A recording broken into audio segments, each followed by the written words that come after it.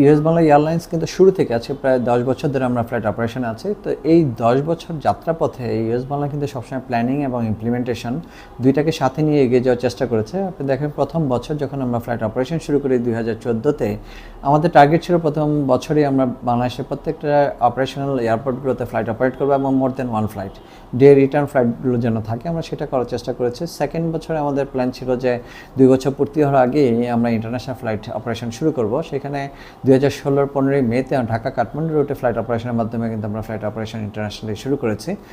তৃতীয় বছর থেকে আমাদের যে প্ল্যানটা ছিল যে আমাদের মিডল ইস্টে বিশেষ করে বাংলাদেশি প্রবাসীরা যারা আসলে বিভিন্ন দেশে অবস্থান করছে, যারা শ্রমিক ভাইরা যারা আছেন, তাদেরকে সেবা দেওয়ার মানুষ নিয়েই আসলে আমরা এগিয়ে যাওয়ার চেষ্টা করেছি। এর মাঝে আমরা ফ্লাইট অপারেশন শুরু করেছিলাম ঢাকা থেকে মাস্কাট, দোহা, শারজাহ, আবুধাবি, দুবাই।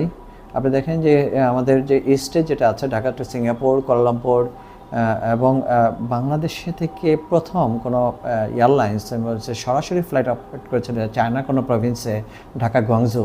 সেটা ব্যবসায়ী এবং স্টুডেন্ট থেকে শুরু করে যারা ট্রিটমেন্টের জন্য, এবং বেশ সংখ্যক যে ইউএস বাংলা ফ্লাইট অপারেট শুরু করার পরে ট্যুরিস্ট সৃষ্টি হয়েছে ঢাকা টু চেন্নাই, ঢাকা টু গুয়াংজুতে। তো এই কাজগুলো কিন্তু ধারাবাহিকভাবে ইউএস বাংলা আসলে সেই প্ল্যানিং এবং ইমপ্লিমেন্টেশন নিয়ে আসলে এগিয়ে যাওয়ার চেষ্টা করেছে। সাথে সাথে আপনি দেখেন যে ইন্ডিয়ার যে গন্তব্য, সেখানে কলকাতা এবং চেন্নাইতে আসলে স্বাধীনতার পরে আমি বলবো যে বাংলাদেশি প্যাসেঞ্জারদের যাতায়াত ছিল, কিন্তু তারা কলকাতার হয়ে বিভিন্ন ট্রানজিট হয়ে কিন্তু চেন্নাই যেতে অনেক সময় লাগতো। তো সেই জায়গাটায় ইউএস বাংলা কিন্তু ডিরেক্ট ফ্লাইট অপারেশন শুরু করেছে। একটা ইমিগ্রেশনের মাধ্যমেই আমরা ঢাকা থেকে চেন্নাইতে, চিটাং থেকে চেন্নাইতে ফ্লাইট অপারেশন শুরু করেছিলাম। সাথে সাথে আরেকটা ডেস্টিনেশন কথা না বললেই নয়, যেটা ঢাকা টু মালদ্বীপ। এই মালদ্বীপ ডেস্টিনেশন কিন্তু স্বাধীনতার পর ইউএস বাংলা ছাড়া বাংলাদেশে কোনো এয়ারলাইন্স কিন্তু সেখানে এখনও পর্যন্ত কোনো অপারেশনে যায় নাই। তো সেখানে একটা সময় প্রায় 1.5 লক্ষ বাংলাদেশিরা এখানে কাজ করছে। যারা মালদ্বীপ থেকে বাংলাদেশে আসতো কিংবা বাংলাদেশ থেকে মালদ্বীপে যেত, তাদেরকে কিন্তু তৃতীয় কোনো দেশ হয়ে বেশ করে কলম্বো কিংবা মিডল ইস্টের কোনো গন্তব্য হয়ে কিন্তু বাংলাদেশে আসতে হতো। এখানে সময় এবং অর্থ দুইটাই অপচয় হয়ে যেত। সেখানে ইউএস বাংলা কিন্তু 2021-এর 19 নভেম্বর থেকে কিন্তু প্রতিনিয়ত ফ্লাইট অপারেশন এর মধ্যে আছে।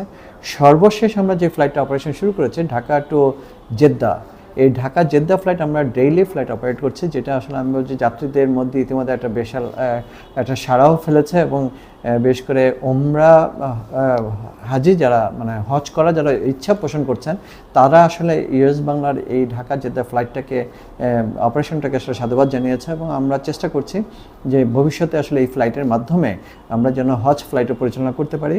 এবং সাথে সাথে আমাদের যে প্রবাসী বেশ করে সৌদি আরবে যারা অবস্থান করছে, তাদেরকে সেবা দেওয়ার জন্য ঢাকা রিয়াদ, ঢাকা দাম্মাম, এই রুটগুলো আমাদের ফ্লাইট পরিকল্পনার মধ্যে রেখেছি। এবং সাথে সাথে আমি আপনাকে জানিয়ে রাখি যে যদি সার্বিক অবস্থা ইন্ডিয়ার সাথে ভিসা সংক্রান্ত জটিলতা দূর হয়, খুব সহজে হয়তো আমরা ঢাকা দিল্লি ফ্লাইটে অপারেশন শুরু করার পরিকল্পনা করছি।